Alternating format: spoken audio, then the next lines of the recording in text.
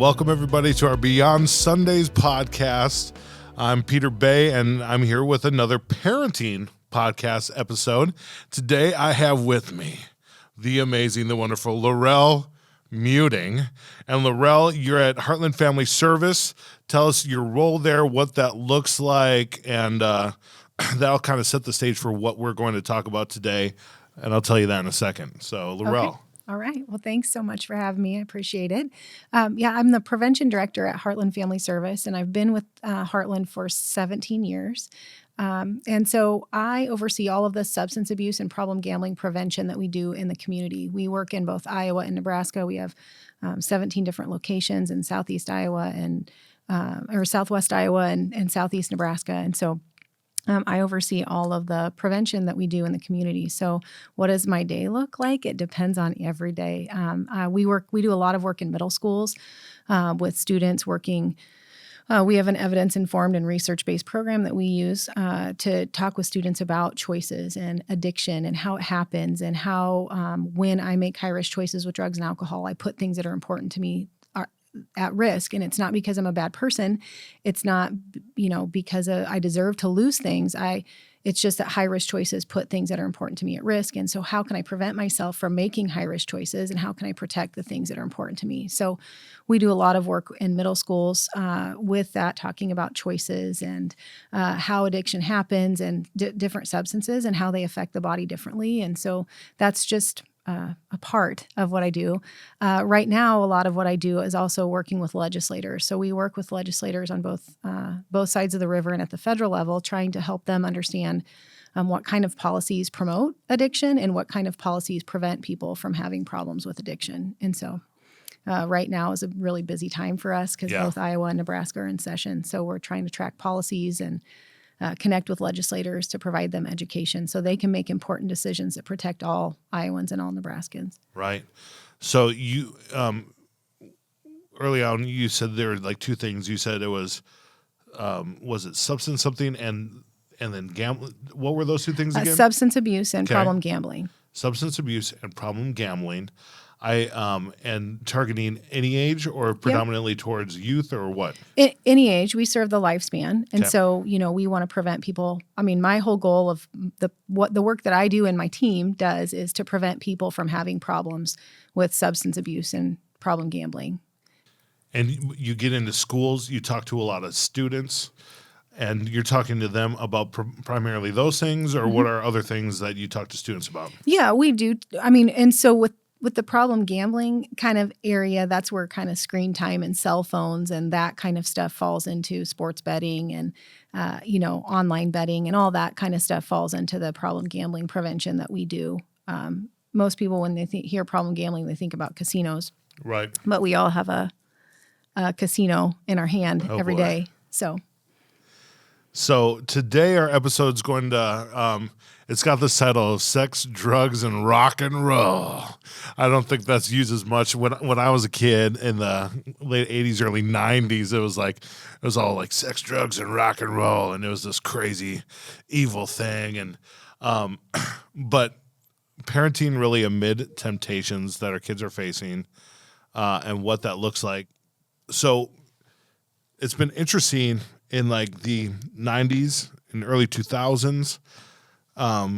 There were certain risk things that just kept seeming to go up and up, and then they kind of it would roller coaster around, and then maybe about 10 years ago, some of the numbers for dangerous activities, behaviors, it seemed as though they were starting to decline.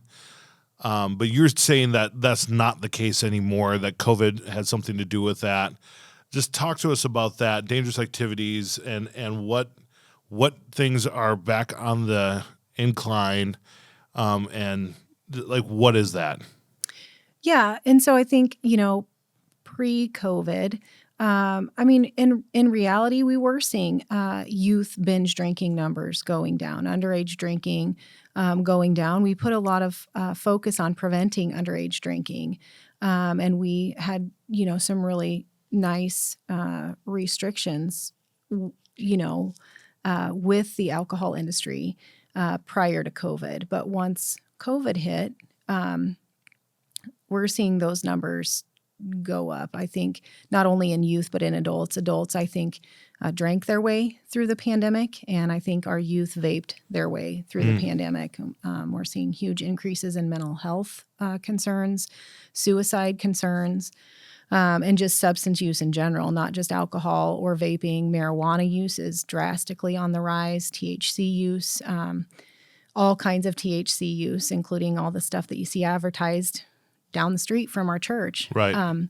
So all of those things are back kind of on the rise. And when you add, increases in mental health concerns, then more substance use happens because people are self-medicating. Like nobody wants to feel bad. Nobody wants to feel sad, depressed, anxious. And so, I talk with youth a lot about this. There's this huge misconception that if I have depression or if I'm sad, I just need to use because it'll help me feel better. Mm-hmm. And the problem is long-term research shows that use can cause depression, whether it's THC, whether it's alcohol, whether it's nicotine. Those types of things add to depression. And I might feel better while I'm under the influence, but when I'm done being under the influence, my depression is still there. My problems are still there. And so those are really huge reasons, I think, why young people start is because they have some kind of underlying mental health concern, or maybe it's not depression, but it's just they need somebody to talk to. They don't have very good coping skills. And so we need to develop those things to help prevent some of the mental health and substance misuse. So, just right off the bat, as a parent of a 8, 6, and 4-year-old, I'm like, what to do with this? How can I parent in this landscape? And that's what we're going to hopefully dive into today and leave with some practical tools to help us. So the reality is, even though some of those statistics were changing, they've kind of come back up, and in other areas more so than others. I know, honestly, I'm sure I was part of the statistic for alcohol sales during the pandemic because I hardly drink at all. And then someone introduced me to that Toys R Us that's now an alcohol store, and I bought all these hilarious fruity flavored alcohols that are just sitting in a cabinet, and so I could see how that could have really changed during the pandemic. But as parents, it sounds like we might have felt like, we're starting to get a grip on some of these things, but now it feels like maybe we don't. Are you seeing that to be true with your work, your job? Yeah, absolutely. I think, I think where we're at is that it's really it's all fun and games, right? When you talk about the marketing, these companies, the tobacco industry spends $1 billion an hour marketing its dangerous and deadly product. So when we talk about our kids being bombarded, so are we as parents. We're bombarded, and we're with marketing that it's okay, that it's fun, that it's this, that it's that. And it can be. And it's all fun and games until someone has a problem, right? And they can't stop. And that's where then it becomes, well, you're a bad person, just control yourself. And so I think understanding addiction is really the key.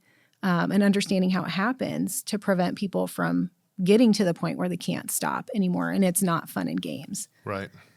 So as a parent, and we have parents of all different ages listening to this podcast, some with young kids who aren't even, don't even know the difference between water and alcohol yet, some with teenagers who are right in the thick of it, and some with older kids, and they've gone through this, or maybe they have an older kid who's in an addiction of some sort, or maybe they too are in an addiction of some sort. How can we as adults who maybe feel like it's too late for me start to, what is our on-ramp for healthy behaviors? Yeah, good question. I think talking about with your kids, I think talking about it. Sometimes I think parents have this fear that, if I talk about it, then they're going to do it. Right. And so it's about starting to have those conversations at whatever age about, and we use the term low risk and high risk, not healthy or unhealthy, good or bad. Oh. Because the healthy, unhealthy, good, bad, they bring judgment into it, right? Okay. Low risk and high risk is based on research. And there is a low risk amount of alcohol that I can drink based on research, and there is a high risk amount, Right. And so all of that's based on research rather than how I feel about it, right? That's so good. So like authenticity here. So do you drink? I do not anymore. So you cut it out entirely. I did. And that's because my dad died of colon cancer Wow. when he was 50. I did drink. I drank in college. I drank when I was not supposed to drink. But my dad, I was 24, 23 when my dad died. And I drank after that. But alcohol is linked causally to 7 different types of cancer. And so there's a lot of research that shows that alcohol causes different types of cancers. And so colon cancer is one of those. And for me, it's not worth it to drink anymore. So that's the main reason why. It's not because I'm a teetotaler or I'm anti-alcohol. That's not the case. That's a personal reason for me because of my health. And I don't want to die when I'm 50. I don't want to get colon cancer. And so that's just one of the choices that I made to protect things that are important to me. So, low risk, high risk, those are such good words for us to use. So yeah, I want to remove that condemnation of healthy, unhealthy, good, bad. But low risk. So I still drink. I've never drank a lot. I grew up with some alcohol abuse around me, not my parents, but some other relatives, and I just disdained it. I mean, I didn't even want it at our wedding. We ended up having a few options, but people, like I even got up and like told people like, don't abuse this because then I won't have a good time. And people were super respectable. But so I do drink. What, like as an adult and wanting to remain low risk, what should that be for me? Well, so it's the NIAAA, the National Institute of Alcohol Abuse, and I don't know, I'd have to look up the NIAAA and what that stands for, but they have some guidelines that are low risk drinking guidelines based on research. And for women, it's 3 or less a day would be considered low risk, and men is 4 or less a day would be considered low risk. And a lot of times, I always say you can't save those up. Like, right. There's a weekly amount too, and I think I don't have it memorized off the top of my head because normally it's in a PowerPoint and I'm talking about it, and it triggers me. But so like whatever there's a weekly amount too. Okay. So like 7, if it's 7 drinks a week, that would be considered low risk. You can't like save all your 7 up and have 7 on one day or whatever. So if I just stick to 3 a day, it's not like if I do 3 a day every day, that's 21. That's probably still high risk. Yes, that would still be high risk. Yes, because there's a weekly limit. I can look it up if you want me to. Yeah, do it right now. Oh, this is good stuff. The distance between knowing and not knowing has never been shorter with smartphones. It's incredible. When I was a kid, it was like someone would be like, how old is the dad from the like Little House on the Prairie? Like, how old was he when he died? And none of us knew until you like found a book that talked about whoever that guy was with the wonderful hair, like Michael Landon, I think his name was. And then you're like, wow, he died young. Nowadays, we just look it up. So it's the National Institute on Alcohol Abuse and Alcoholism. Okay. That's what the NIAAA stands for. So Lorelle, if I am, you said low risk for a male, it's like 4 drinks or less in a day. Yep. Does that mean that I can 4 times 7 is 20 something? I'm not great with math. And so can I am I good with that or how does that look? No. So the guidelines are for men, no more than 4 if I'm drinking daily. Okay. And then no more than 14 if I'm drinking weekly. Okay. So those numbers aren't, like you said, interchangeable. I can't save up and drink 21, and I also can't save them all up and drink 14 in a day. Again, I can, but that's not considered low risk. Right? Those would be high risk choices, and that's just what they are because they're high risk based on research. Right. Because they lead to addiction or because they lead to wild behavior or what? So we call those health problems and impairment problems. So health problems being addiction being one of them, depression, anxiety, some of those mental health problems, but also physical health problems like liver damage, heart disease, diabetes, things like that. So health problems versus impairment problems. We call those impairment problems would be things like car crashes, DUIs, Okay. Jail, losing jobs, losing family, losing trust, those kind of things. So that's what, when we're talking about what's low risk and what's high risk, Yes. Impairment or intoxication or being high is always going to be high risk, not because it's wrong, not because it's unhealthy, because it's high risk for impairment problems, right? Got it. It's high risk for car crashes, DUIs, all of those kind of things. And I can't change that. Again, it doesn't Right. matter who I am, how good of a person I am. High risk choices and impairment is always going to be high risk. Right. So as a parent, this is good for me to know, not so I can be just like bound to the law of like, I must stay under this number, but also if I stay in low risk behaviors, I'll probably be showing my kids the best side of me more often. Absolutely. And I think sometimes these things are hard to hear because maybe I'm not making low risk choices based on this research, but that was never my intent, right? I mean, I think that's the problem that we have, we have these for-profit industries that are based on addiction. The alcohol industry is one of them. They don't make their money off of people who drink in low-risk amounts. The alcohol industry makes their money off of the people who cannot stop using their product, right? And so thinking about the term drink responsibly, that's an alcohol coined term. Every ad. And so what does that mean? Drink responsibly, what do they say? If you're drinking responsibly, that means you have a designated driver. Oh, there you go. Got it. Yeah. So this is like a church where the pastor's like, and then the Lord said, and everyone, I'm like, oh, I get so stressed out. I just want to blurt something out and I never get it right. So yeah, designated driver. That makes sense. I knew that. Right.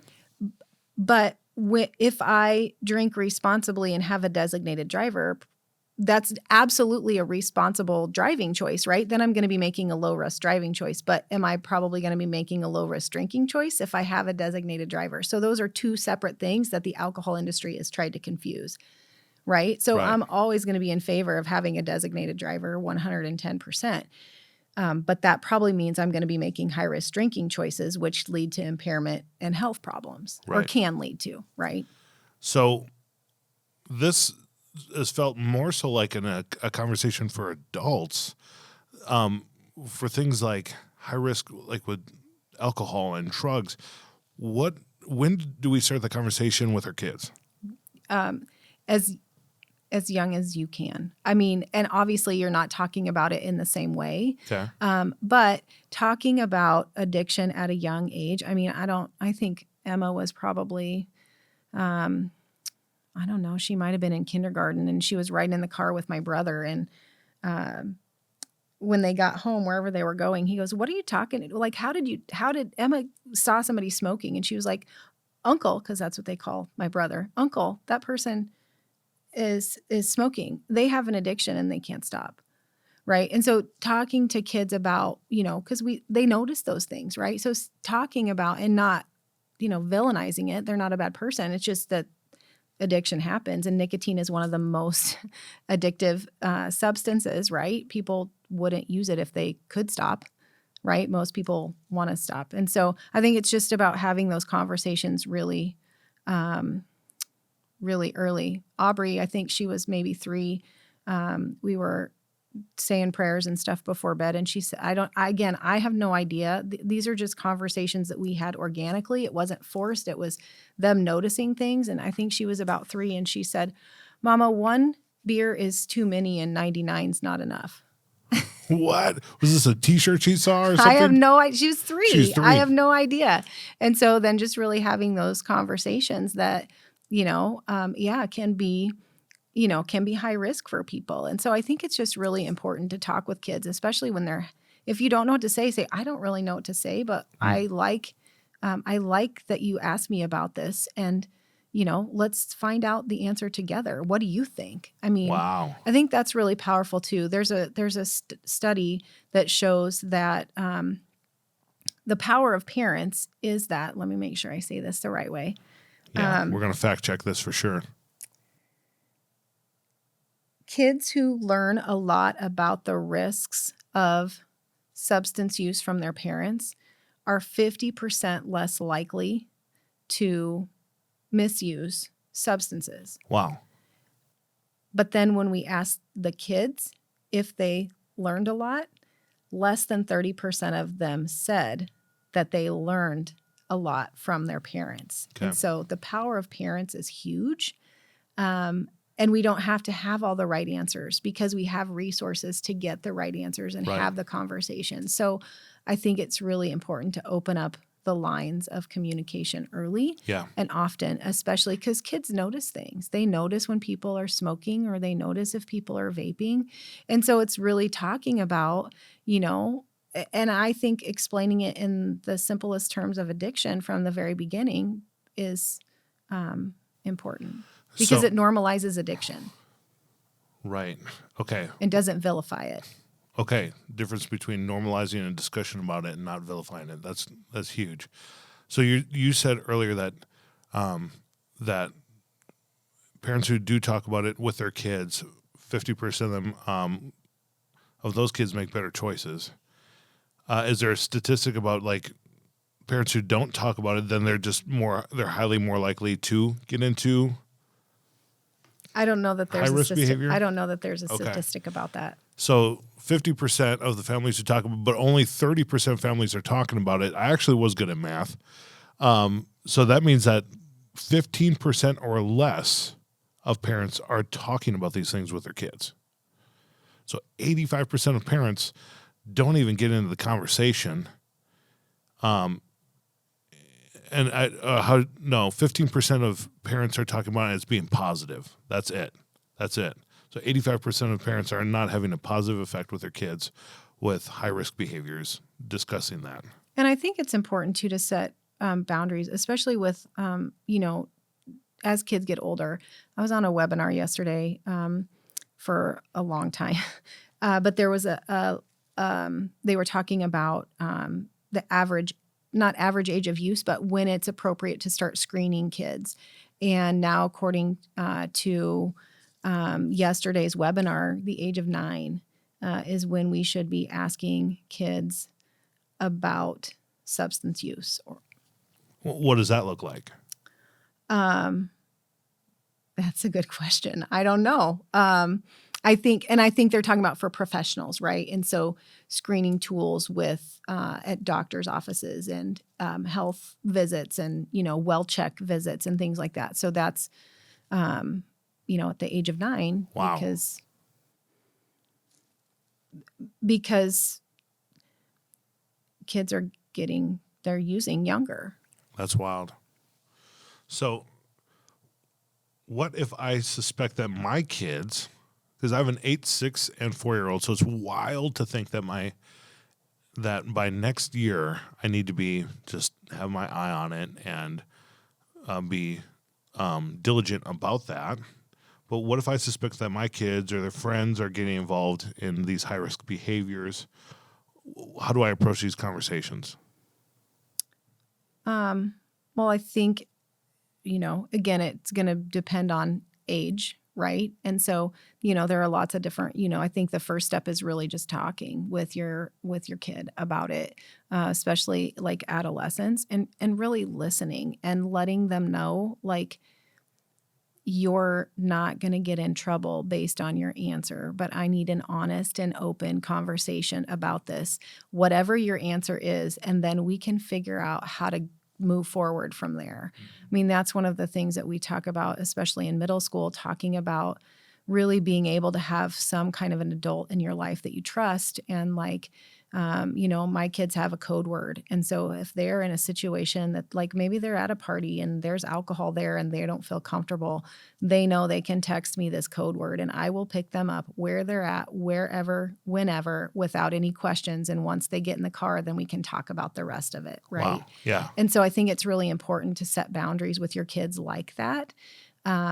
In having these kind of conversations. This is my expectation for you, right? Is that, you're not my expectation is that you're not drinking alcohol until you're 21 because Right. that's the legal age, right? That would be a low risk choice. Once I'm 21, I'm of age and there's no legal ramifications, right? And Right. so that's my expectation. So I think setting expectations for kids is really important. And a lot of people say, well, I made high risk choices when I was a kid and Look at me. that's right. I'm fine. I'm doing great. Right. But then this is what I ask the kids all the time when I'm talking with them. And I always say, so is it logical for me to think that just because I made high risk choices when I was a kid and I turned out fine, that if my kids make high risk choices, that they're going to be fine because I was fine? Like, that's not logical.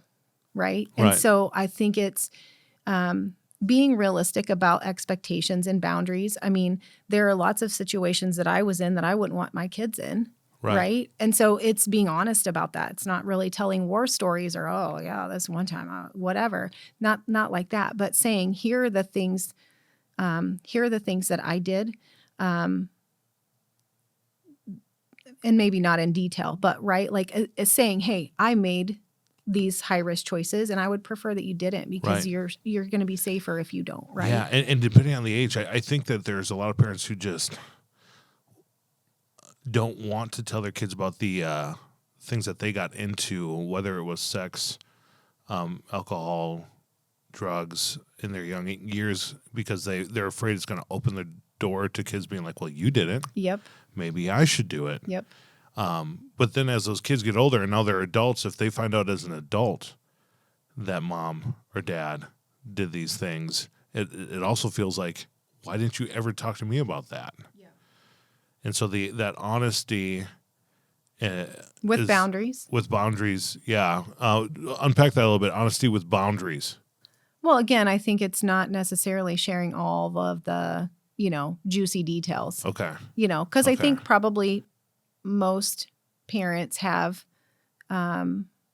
things that they would they would undo those choices, right? If there are if I could undo some of the choices I made, I would certainly do that. When I got my first job in prevention, I felt like, why didn't anyone like I just sat there when I went to this training to learn how to talk about all these things, I just thought, why didn't anyone tell me this? Yeah. If I had known what I know now after sitting through 5 days of training, I would have made totally different choices. Right. And so I think most of us have those. Some of them are more serious than others, but there are lots of things that I would undo. Lots of times I wasn't really proud of the choices I made. Right. Yeah. And so I think it's sharing that with humility and with sincerity. Yeah. So without getting into the juicy details. So I'm going to take a little pause here to give kind of some of the practical points checkpoint here of things that I've already learned in this podcast that I really hadn't thought about prior. One, it's earlier you said to not necessarily with my 4-year-old, I don't need to just jumpstart this conversation about weed with her, but with my 8-year-old, he might bring it up. And when they notice it or bring it up, or I catch them staring at someone who's staggering on a sidewalk, those are the times, the organic times to talk to my kid about it. We call those teachable moments. Excellent. So that's one practical thing is allow those moments, don't force it in, but as they come, take advantage of them. Yep. Another practical thing was something you said about a safe word with your kids. If they text it to you, you just go and get them, and you don't criticize them or guilt them. You pick them up, and then you talk about it later on the way home or whenever they're ready to talk about it. So that's a really good practical tool. And then the other thing that we were just talking about, being honest with boundaries, not getting into all the salacious details of me and your Uncle Frank did this and that and whatever, but more so being honest about I did have a lot of high risk, whether that's in sex or drugs or alcohol, and this is how it really affected my life. Right. And this is why I'm for you, and I want you to know that and make better decisions for yourself. Because ultimately that's what it's about, right? Kids don't want to be told what to do. Yeah, and so me neither. And yeah, no one does, right? And so that's how we approach all the work that we do. Is this isn't about me telling you not to use drugs or that alcohol is bad or whatever. This is about me, us having a conversation so that you have all the information that you need to make important decisions, Yeah. right? Because ultimately, the only one who's going to be able to make those decisions for the kids is themselves, right? And so I want you to have all of the information and consider all of these other things, so you can make decisions that protect things that are important to you. So when I was a kid in school, I had dare to keep a kid off drugs. And I think that there were some parents who were just like, okay, good, they're talking about it in school. They're doing that job. I don't have to do that job. Is there anything in school like that? You're going to schools, so maybe I don't even have to talk to my kids, right? Lorelle, can you just do this for all of us? Is that how it works? Talk to me about that. No, because prevention is pretty comprehensive. And so, DARE, the way it was delivered when it was first introduced, what we found was that it wasn't super effective. However, there are places that still use DARE, and it's been revamped. I think the thing is, like, a lot of adults that I work with, they think prevention is just telling kids don't do it, and then like just say no. Well, that's not that easy, unfortunately. I mean, our kids are bombarded with peer pressure, media, music. Think about the music that we listen to. It's all full of drug and alcohol, right? So it's Right. like they're bombarded with this message to use, and then somebody's coming to their school and saying don't use. Yeah. Right. And so it's not that simple when everywhere else you turn, everyone's using, or that's what it feels like. Right. That might not be the case. Right. And actually it's not, because the good news is most kids are not making high risk choices. But that's not always how it feels because of our society. So you're telling me that the school systems aren't just taking care of this job for us. This is our job as parents. Yeah. No. I'm sorry. Yep. No, it's. And some schools Good to do, know. like health, they talk about it in health. So schools approach it, as best as they can. Right. But it's definitely not the place that all of the education should happen. Yeah. It has to be ongoing conversations. So what are other practical tools that we as parents can have? Because this conversation can feel hopeless at times. But what are some practical tools to help us as parents in this conversation of sex, drugs, rock and roll, temptations all around us and our kids? So I think, learning the facts, knowing what is out in our community is really important also. It can be kind of scary, but knowing what is happening and what is trending is important, because then you can have those kind of conversations. So I think that's really important. And then, again, just being open and honest, and really listen, instead of always having something to say. Like, I want to hear what my kids are experiencing, what they're seeing, what questions they have. Right. And I've told my kids from the very beginning, as soon as they could understand this, like, you have to tell me everything.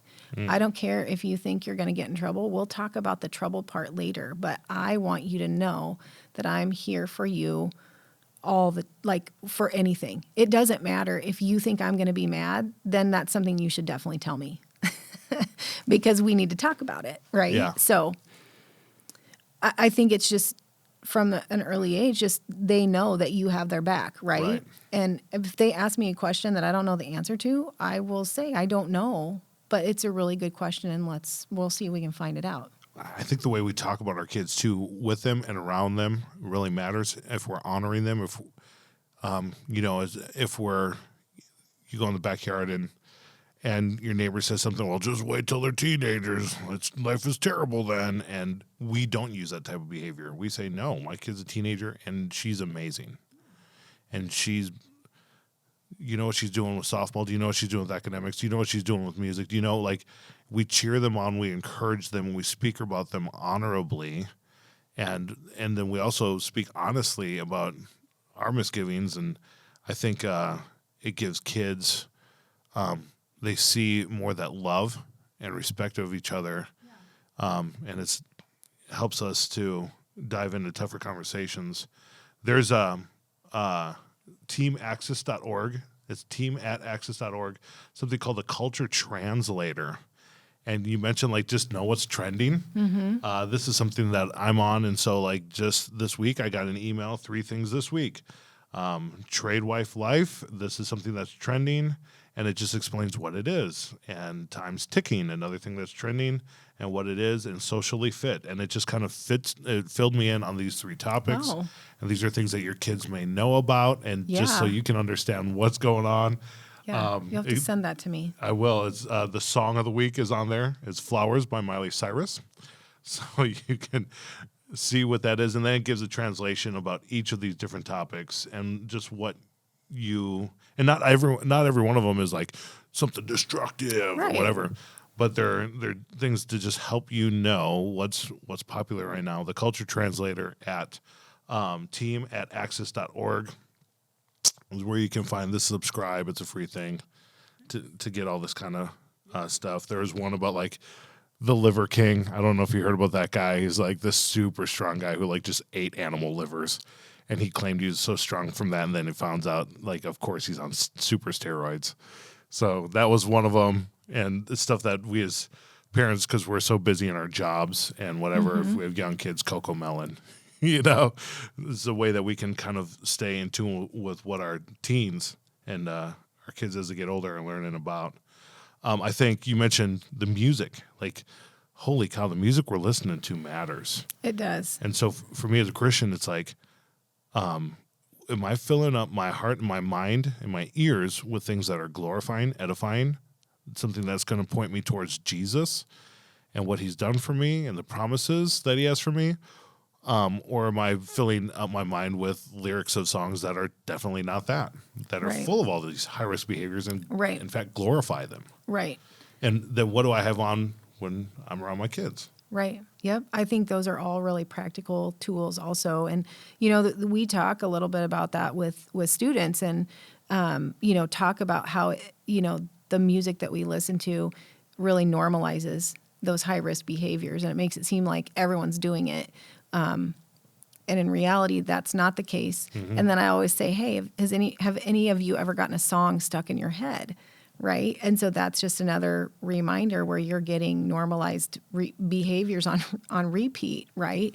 And so, I say you do not have to listen to classical music with no lyrics. Like that's not what I'm saying. Right. But I'm saying that being aware of how this affects people and subliminally. Right? Because marketing is a science, right? And music is kind of a way of marketing, right? And people go to school for 4 or plus years to learn how to market to people, right? Yep. And so I think a lot of us as adults say, well, that doesn't affect me. Like I'm not swayed by marketing, but I mean, we all are, right? Totally.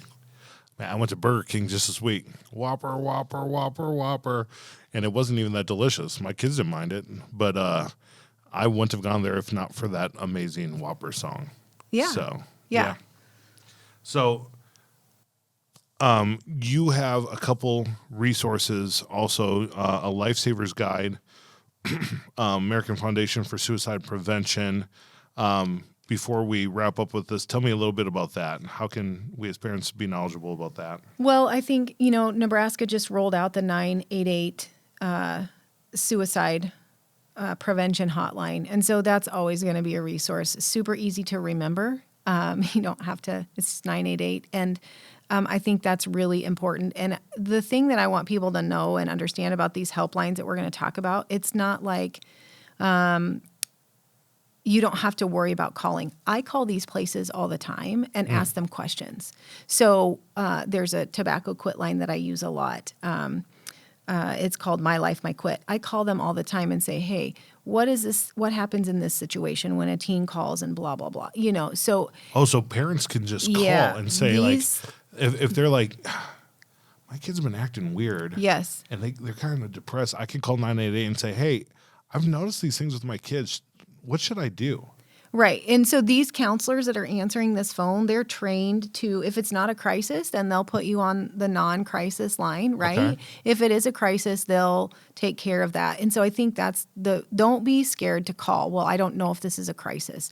Okay. If you have a question about things, there's another helpline rather than 988. It's called the Nebraska Family Helpline on the Nebraska side of the river. And that number is 888-866-8660. And 24/7, they answer all kinds of questions that you might have. Whether it's, I think my kid might be drinking, I think my child is depressed, whatever. They are available 24/7. On the Nebraska side of the river. On the Iowa side of the river, it would be Your Life Iowa. Okay. So you just Google Your Life Iowa, and it's the same thing. You'll get somebody 24/7, Wow. and they will direct you to these places. If you don't want to call, most of these places have websites where you can chat with Yes. someone 24/7. So they have, and so I think it's really important to have those resources. I have them in my phone so that I give them out whenever people, need them. That's brilliant, because remembering those numbers, it's It's gonna hard, happen. yeah. So save it in your Contacts. phone and your contacts. Yep. And if you as a parent are hearing this and being like, the more I hear this, the more I just know that I'm not equipped to be doing this. Well, the reality is no. we're Nobody not. is. None of us are. No. And to know that actually helps. And biblically, it's like, when I am weak, then he is strong. And when we know that we have misgivings and we're sinful, then we have to rely on God to fill those in. And likewise, here in some of these issues, there are services to help us. Absolutely. And so when we have those questions, like, I'm busy doing my job, I don't know all these things. Right. They can help me with it. So even if it's not an emergency, or if I need to learn something, or I'm suspecting something, or if it is an emergency, I can call those numbers and I shouldn't feel guilty about it. No, not at all, because that's what they're trained to do.